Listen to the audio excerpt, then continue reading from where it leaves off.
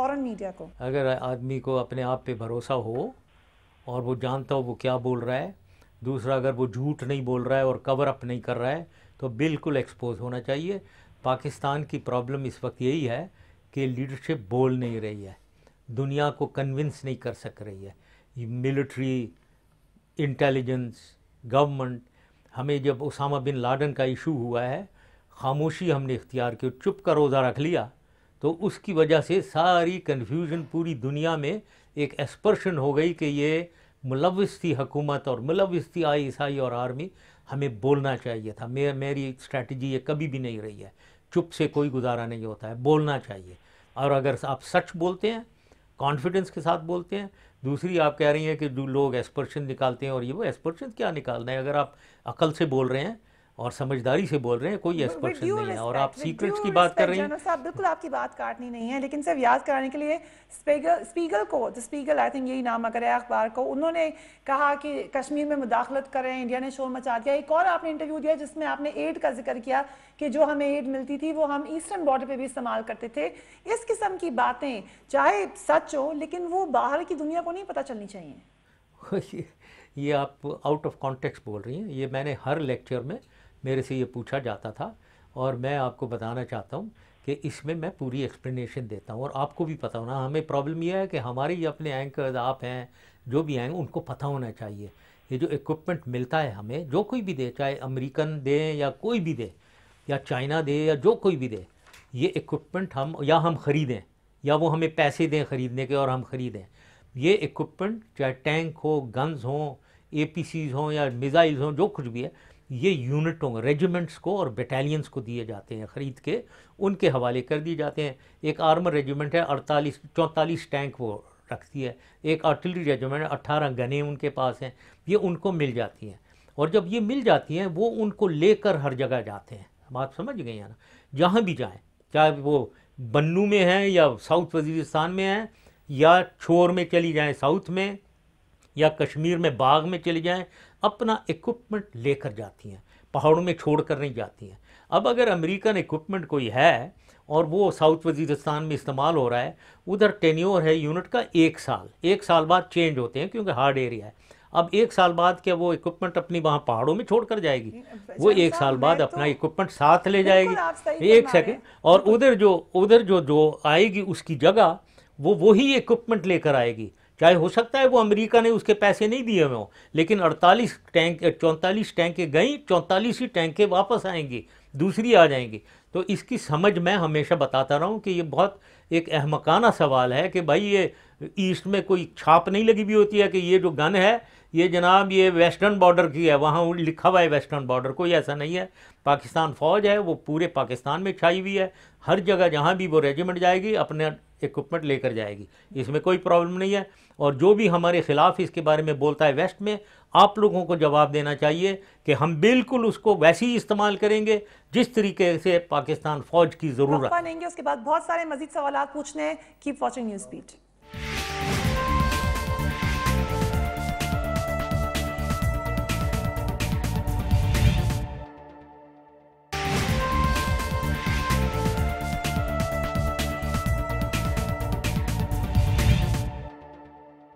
Welcome back. हम बात कर रहे हैं former president of Pakistan Pervez Musharraf साहब से, जो कि लंदन से हमें ज्वाइन कर रहे हैं। ये सवाल आपसे हर जगह होता है। I also told the Americans that it has nothing to do with them, we are not obligated to give out any details. ये उसी एड के हवाले से सवाल हो रहा है। Maybe I should have said give me a fixed amount and don't ask me where I spend it. ये कहा है आपने? ये ऐसे ही कहा। यस, ये तो मैं हर जगह कहता था। ये चाहे एजुकेशन हो, हेल्थ हो, जिसमें भी इनके साथ प्रॉब्लम ये माइक्रो मैनेजमेंट। मैं इन्हें कहता था देखो, you give us aid, don't micromanage for us, we know our own environment. हमें अपनी समझ है, हम उसको इस्तेमाल करेंगे।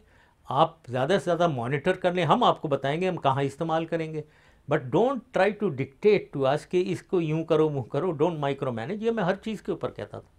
लेकिन फिर यहीं से वो शुभात उठे कि जो पैसा दिया गया, जो बार बार अमेरिका कहता है कि आपको एक बहुत बड़ी अमाउंट पैसे की मिली, पता ही नहीं चला वो कहाँ गया। वो सब बकवास करते हैं जो कोई भी ये कहता है। यहाँ मैंने फ़रीद ज़करिया शो पे भी मैंने किया और कई शोज मैंने किया। फ़रीद ज़करिया शो तो बहुत ज़्यादा अहमियत है उसकी, बहुत देखते हैं। उन्होंने भी मुझे कहा था $10 बिलियन, और मैंने उधर ही उनको चेक किया। मैंने कहा ये बहुत गलत आप हमेशा बात करते हैं। $10 बिलियन, हमें 10 बिलियन के 5 बिलियन, ये 10 बिलियन मिले थे हमें 6-7 साल में। अब 6-7 साल में 10 बिलियन, उसमें से 5 बिलियन जो है उसकी हेडिंग लिखी हुई है, रीइंबर्समेंट फॉर सर्विसेज प्रोवाइडेड। हम कोई भी समझ जाएगा भाई ये हमारे पैसे हैं, तुम्हारे कहाँ से हो गए यार, हमने सर्विस प्रोवाइड की, उसकी रीइंबर्समेंट दे रहे हो, लिखा हुआ है आपने खुद। तो 5 अरब रह गए। अब 5 अरब 6 साल के मेरे ख्याल में, आधे मिलिट्री के, आधी सोशियो इकोनॉमिक, 2.5 मिलिट्री के, 2.5 अगर अरब ले लें आप तो $400 मिलियन पर एनम। ठीक है, अगर हम समझते हैं हमारी फोर्सेस जो लड़ रही हैं उनको साल में 400 मिलियन चाहिए, ये बिल्कुल गलत फहमी है। तो इसलिए ये हमारे भी खर्चा हो रहा है, वो भी दे रहे हैं, वो सिर्फ मदद ज़रूर है हमें, कोई ऐसी नहीं है कि ऐसी उन्होंने तूफ़ानी मदद कर दी कि हमारे बाकी अखराजात बच गए सारे।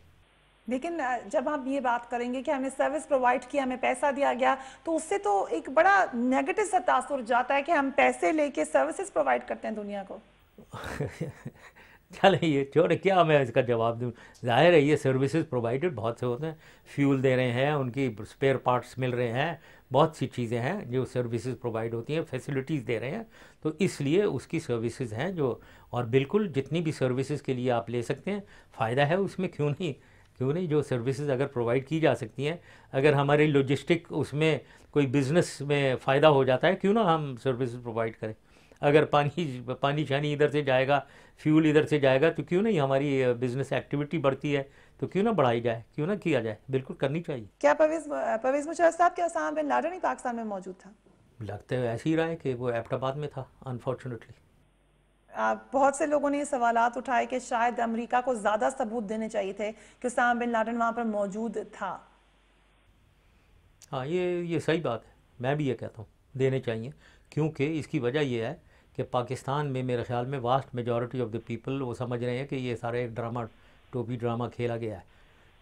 जबकि वैसे ये भी मैं बताऊंगा आपको पता हो शायद कि पूरी दुनिया में इसको हकीकत समझते हैं, सिर्फ पाकिस्तान ही में ये समझा जाता है कि ये झूठ हुआ है, ये सारा गेम हुआ है।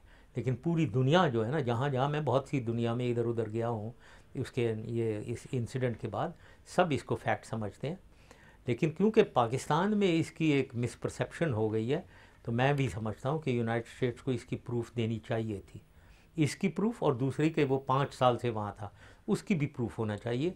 क्योंकि ये जो 5 साल पे उधर होना, सिर्फ एक उनकी one of the women, whether she was his wife और वॉट एवर, उन्होंने एक ने कहा है कि हम 5 साल से इधर हैं, वो उस पर हम चल रहे हैं, पूरी दुनिया चल रही है, 5 साल से वो उधर है।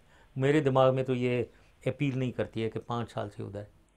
आपको याद होगा आपने कई दफ़ा ये सवाल पूछा, बल्कि मैं भी माजी में आपसे सवाल पूछ चुकी हूँ कि उसामा बिन लादेन पाकिस्तान में हो सकता है। आपने बार बार डिनाई किया था कि ऐसा हो ही नहीं सकता, या तो ये भी एक दफ़ा इतला आई कि शायद वो जिंदा है ही नहीं, एक दफ़ा ये भी इतला आई कि आपने कहा कि अफगानिस्तान के बॉर्डर पे होंगे, जिस जगह से वो मिले हैं। आपके ख्याल से इस वजह से शकूक हैं लोगों को अभी तक?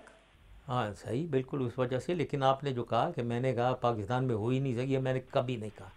हमेशा मुझसे जहाँ भी मैं इंटरव्यू होता था, बहुत से लोग मेरे पूछे कहाँ हैं, मैं उन्हें कहता था आई डोंट नो। सबसे पहले मेरा जवाब I don't know, and he could be anywhere. जब वो कहते थे कि वो पाकिस्तान में है, तो फिर मैं थोड़ा सा, मुझे गुस्सा भी आता था, मैं कहता था how do you say that, if he is in he could be in Afghanistan, he could be anywhere in the world. तो क्योंकि मैं उनसे पूछता था कि आपके पास किसी ने इन्फॉर्म किया है, आपको कोई इंटेलिजेंस, आपको सोर्स मिली है कि पाकिस्तान में है, तो इसलिए मैं नाराज़ होता था। वरना मैंने कभी नहीं कहा कि वो पाकिस्तान में हो ही नहीं सकता, पॉसिबल है। बल्कि मैं कहता था पॉसिबल है कि बॉर्डर के दोनों साइड पे पॉसिबल है, may be he is on either side of the border moving and shifting, ये मेरे व्यू था। और अब वो जो यहाँ एबटाबाद में मिला है, दिस इज़ रियली टेरेबल। आपके ज़माने में एक और बात जो बहुत की जाती है वो मिसिंग पीपल के हवाले से की जाती है, जिसमें आप कई दफ़ा क्लैरिफिकेशन भी दे चुके हैं, मगर आपकी किताब में 300 से ज़्यादा का नंबर दिया जाता है जिन लोगों को अमेरिका के हवाले किया गया। उनमें से 5 अभी जो इतलात आई हैं गुआंतानामो बे में मौजूद हैं, बाकी पाकिस्तानी किधर हैं? ये कोई पाकिस्तानी दिया नहीं गया। ये किसने कह दिया आपको कि पाकिस्तानी वहाँ दिया गया है? एक भी पाकिस्तानी उधर नहीं दिया गया, क्योंकि हमारी पॉलिसी ये नहीं थी। हमारी पॉलिसी बिल्कुल क्लियर थी, कोई पाकिस्तानी अमेरिका को नहीं दिया जाएगा। अगर कोई गैर मुल्की आदमी है, उसके अपने मुल्क से पहले उसे हैंड ओवर करने का किया जाएगा। अगर वो मुल्क लेने को तैयार नहीं है, फिर उसको हैंड ओवर कर दो। हमें पाकिस्तान में किसी की ट्रायल नहीं चाहिए, ये इन लोगों की ये पॉलिसी थी और इसको हम बहुत स्ट्रिक्टली फॉलो कर रहे थे। एक भी पाकिस्तानी वहाँ नहीं गया। ये जो मिसिंग पर्सनस को आप लिंक कर रहे हैं, ये मिसिंग पर्सनस वो नहीं है जो ग्वांटानामो वगैरह के नहीं है। ये मिसिंग पर्सनस वो हैं जो ख़ुद यहाँ मुजाहिदीन एक्टिविटी चल रही है कश्मीर में, यहाँ सारे मुजाहिदीन रिक्रूट कर रहे हैं, लोग जा रहे हैं, वॉलंटियर करके जा रहे हैं। लेकिन खालिद शेख मोहम्मद भी मिले, अबू जुबैदा, ये तमाम लोगों में से किसी के पास पाकिस्तानी पासपोर्ट नहीं था। ये मुझे पता नहीं है फ्रैंकली, क्योंकि खालिद शेख मोहम्मद की फैमिली कहती है उनके पास पाकिस्तान पासपोर्ट है। मास्टरमाइंड होगा जी पासपोर्ट का। आपको कोई शक है? कोई पाकिस्तानी पासपोर्ट दुनिया लेकर घूम रही थी जाली, अनफॉर्चुनेटली। अब जब से ये एक और क्रेडिट मैं आपको बताना चाहूँ, ये मशीन रीडेबल पासपोर्ट जो ये हमारी नादरा बनाती है, वो भी हम ही ने शुरू करवाया है। ये आइडेंटिटी कार्ड भी हम ही ने नादरा ही मैंने ऑर्गेनाइज़ करवाया है, ठीक है ना जी। तो ये तो हमें क्रेडिट दें कि मैंने सारा कुछ सॉल्व किया है, वरना हर दूसरा दुनिया के जितने लोग हैं वो पाकिस्तानी जाली पासपोर्ट लेकर घूम रहे थे। ये किसको शक है? शौकत अजीज साहब को प्राइम मिनिस्टर बनाना कैसा फैसला था? वेल, फाइनेंस मिनिस्टर उन्होंने अच्छा किया था, लेकिन as a prime minister problems हुए थे, क्योंकि पॉलिटिकल गवर्नमेंट के वो प्राइम मिनिस्टर थे, तो वो पॉलिटिक्स, क्योंकि वो पॉलिटिशियन तो थे नहीं, तो एक प्रॉब्लम हुआ था उसमें। आप पाकिस्तान वापस कब आएंगे? 23 मार्च 2012 श्योरली। पाकिस्तान फर्स्ट कहने वाले परवेज़ मुशर्रफ साहब पाकिस्तान से बाहर खुश नहीं हैं। नहीं, मैं नहीं खुश हूँ। मैं खुद पाकिस्तान के हवाले से, अपने हवाले से मैं कह रहा हूँ, मैं तो बड़ा खुश हूँ, मैं तो बहुत कंफर्टेबल हूँ। मैं दुबई में रहूँ, यहाँ रहूँ, मेरी आवभगत होती है, मेरी बहुत रिस्पेक्ट होती है। चाहे यूनाइटेड स्टेट्स में जाऊँ, यूके में जाऊँ, यूएई में चला जाऊँ, सऊदी अरेबिया चला जाऊँ, अबू धाबी, दुबई, तो मुझे कोई प्रॉब्लम नहीं है ज़ाती तौर पे। लेकिन पाकिस्तान याद नहीं आता आपको? ये मेरा मतलब, हाँ आता है बहुत ज़्यादा, इसीलिए तो वापस आ रहा हूँ। Thank you very much Pervez Musharraf sahab. This was the former president of Pakistan Pervez Musharraf sahab, जो कि हमें ज्वाइन करे थे लंदन से, और ख़ुसूसी तौर पर 11 सितंबर के हवाले से, दहशतगर्दी की जंग के हवाले से, पाकिस्तान के किरदार के हवाले से और पाकिस्तान की मौजूदा सूरत हाल के हवाले से हमें अपनी राय दे रहे थे। ये बात सच है कि 11 सितंबर का दिन ऐसा था जिसने ना सिर्फ पाकिस्तान बल्कि पूरी दुनिया की एक तारीख ही बदलती, पूरी दुनिया की कहानी बदलती। एक नैरेटिव होता है पूरी ज़िंदगी का, वो नैरेटिव एक नए तरीके से लिखे जाने लगा। उस नैरेटिव में बहुत सारी चीज़ें आ जाती हैं, आपकी फॉरेन पॉलिसी आ जाती है, आपकी और जो किताबें हैं और जो दुनिया की तारीख है या दुनिया की कोई भी बात है, आपस की डीलिंग है, वो सब उस नैरेटिव के ऊपर इन्हिसार करती है। और बहुत अहम नैरेटिव है दुनिया का, और उसमें पाकिस्तान का किरदार बहुत अहम है। परवेज़ मुशर्रफ साहब इस हवाले से यकीनन एक अहम सदर हैं कि वो उस ज़माने में पाकिस्तान के सदर आए जिस वक्त न सिर्फ पाकिस्तान की बल्कि पूरी दुनिया की तारीख बदल रही थी। आप क्या कहते हैं इस इंटरव्यू के हवाले से? Do write to me on newsbeat@sama.tv और join me on my Facebook newsbeat with Faria. इस पर हमने ब्लॉग बना दे जिस पे परवेज़ मुशर्रफ साहब के हवाले से ना सिर्फ आप सवालात कर सकते हैं, बल्कि आज के इंटरव्यू के हवाले से अगर आप कोई बात लिखना चाहते हैं तो डू राइट ऑन दैट। मुझे मेरी टीम को इजाज़त दीजिए, अपना ख्याल रखिए, अल्लाह हाफ़िज़।